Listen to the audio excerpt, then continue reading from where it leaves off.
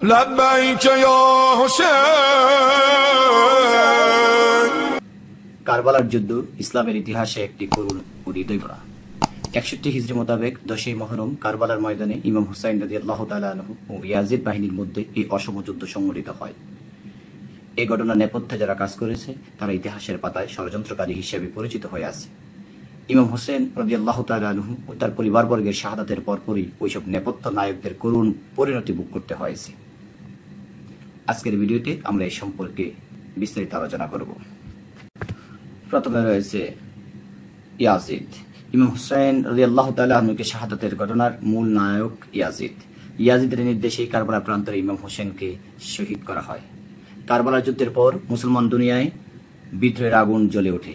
বিশেষ করে মক্কা এবং মদিনার অধিবাসীগণ ইয়াজিদের এহেন কুকর্মের প্রতি ঘৃণা প্রকাশ করতে লাগল। ইতিমধ্যে ইয়াজিদ বাহিনী মক্কা মদিনা আক্রমণ করে বহু সংখ্যক লোককে শহীদ করল। ইয়াজিদ এক অজ্ঞাত রোগে মারা যায়। তার অনুসারীরা রাতের আধারে অজ্ঞাত স্থানে তাকে কবর দিয়েছিল। আজ পর্যন্ত কেউ ইয়াজিদের কবরের সন্ধান পায়নি। ইয়াজিদের মৃত্যুর পর তার ছেলের হাতে লোকেরা বাইয়াত গ্রহণ করার ইচ্ছা প্রকাশ করল, কিন্তু তিনি তাতে রাজি হননি। এরপর সে অসুস্থ হয়ে 40 দিন পর মারা যায়। ইয়াজিদের মৃত্যুর পর মারওয়ান ক্ষমতা দখল করল। এরপরই মক্কা মদিনায় ও কুফা সহ সমগ্র আরব বিশ্বে বিদ্রোহের চরম আকারে দেখা দিল। কুফাবাসীরা বেশি অনুতপ্ত ছিল, কেননা তাদের বিশ্বাসঘাতকতার ফলেই এই হৃদয় বিদারক ঘটনা ঘটল। তারা ভাবল কিভাবে এর প্রায়শ্চিত্ত করা যায়। কুফার গভর্নর ইবনে জিয়াদ দামেস্কে পালিয়ে যায়। মুক্তার সাকাফি কুফার গভর্নরের দায়িত্ব গ্রহণ করেন। মুক্তার সাকাফি ইমাম হুসাইন রাদিয়াল্লাহু তাআলা আনহুর শাহাদাতের বদলা নেওয়ার জন্য ডাক দিলেন।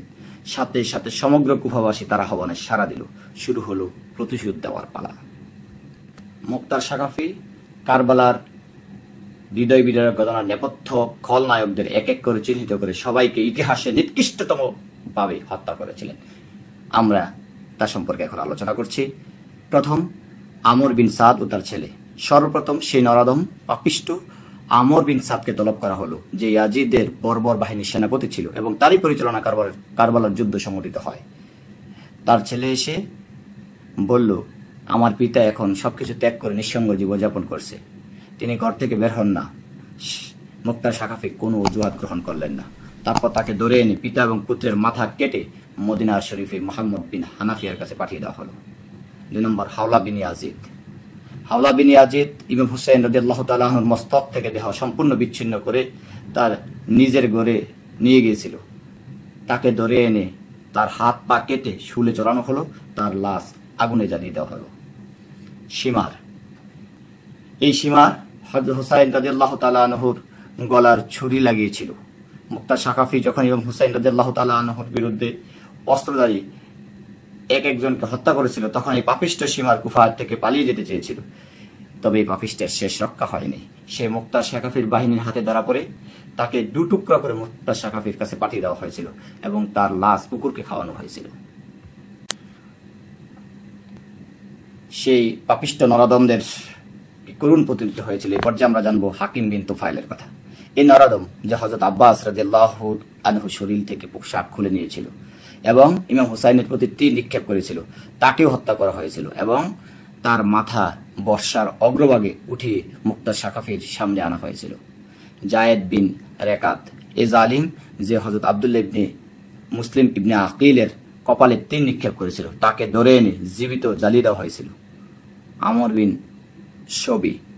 এই আমর বিন শবি, যে গর্ব করে বলে বেড়াতো, আমি হুসাইনের কোনো এক সাহাবীকে হত্যা করার সুযোগ পাইনি বটে, কিন্তু তীর নিক্ষেপ করে অনেককে জখম করতে সক্ষম হয়েছে, তাকে ধরে এনে সকলের সামনে বর্ষার আঘাতে হত্যা করা হয়েছিল। নরাদম ঘাতক ইবনে জিয়াদের করুণ পরিণতি। ইয়াজিদের পর এই নরাদম ইবনে জিয়াদ সবচেয়ে জঘন্য অপরাধী। কারবালার ঘটনার সময় এই ব্যক্তি কুফার গভর্নর ছিল। মুক্তা সাকাফি এই নরাদমকে হত্যা না করা পর্যন্ত স্বস্তি পাচ্ছিলেন না। সে ইব্রাহিম বিন মালেক আল তাবেদকে এক বিশাল সৈন্য নিয়ে ইবনে জিয়াদকে পরাস্ত করার জন্য প্রেরণ করেন। মুসল শহরের নিকটে উভয় পক্ষের মধ্যে তুমুল সংঘর্ষ হয়। এই যুদ্ধে ইবনে জিয়াদ বাহিনীর পরাজয় ঘটে। ইবনে জিয়াদ পালানকালে ইব্রাহিম মালেকের সৈন্যদের হাতে ধরা পড়ে। ইব্রাহিম মালেকের সৈন্যরা ইবনে জিয়াদের মাথা থেকে দেহ বিচ্ছিন্ন করে ফেলে, দেহ আগুনে পুড়িয়ে দেয়। মাথা বর্ষার অগ্রভাগে তুলে কুফায় নিয়ে আসে।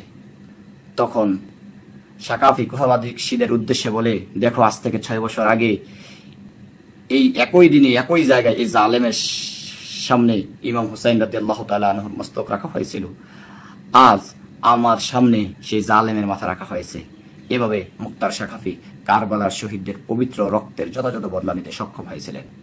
সুপ্রিয় দর্শক শ্রোতা, আমরা কারবালার এই হৃদয় বিদগ্ধ ঘটনা এবং যারা ঘটিয়েছিল যে পাপিষ্ঠ নরাধম যাদের কি করুণ পরিণত হয়েছিল ভিডিওতে আমরা জানলাম, এবং ইয়াজিদের বংশ থেকে আর কেউ কোনো ক্ষমতা পাননি। সুতরাং সত্য সবসময় সত্য, মিথ্যা সবসময় পরাস্ত। আসুন আমরা সত্যের পক্ষে থাকি।